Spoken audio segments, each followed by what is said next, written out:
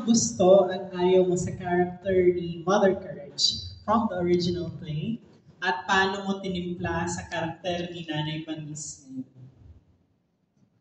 Hindi ako nagtimpla eh. Kasi nga sinulat ko ito noong 1999 pa. Ano ang gusto ko at ayaw ko? Marami na rin akong napanood na version. At lagi ko sinasabi na ang laging tumitimot dito ay na comic character yata si Mother Courage.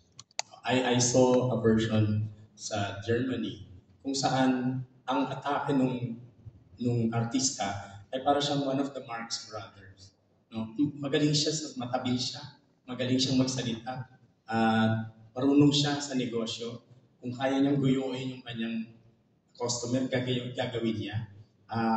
Doon siya, mahusay siya sa ganoon. Pero mahal niya yung mga anak niya. So hindi ganun kasimple yung tao, anong gusto ko at anong ayaw ko. Napaka-complex kasi nagagamit niya ang akala natin virtue for something that will, make her richer.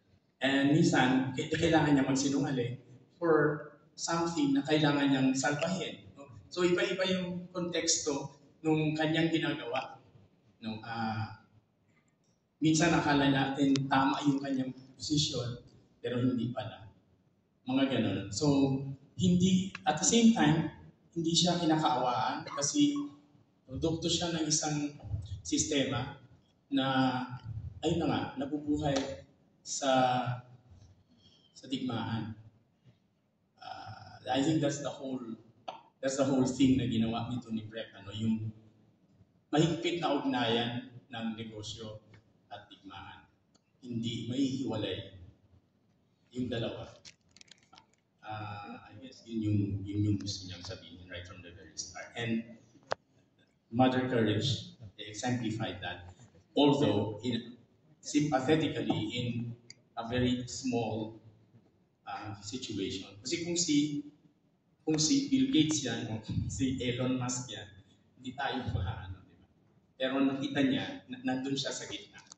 At nakita natin kung ano yung nararamdaman nung nagdurusa dun sa digmaan. At at the same time, kumikita siya dun. Thank you, Sir Ronnie.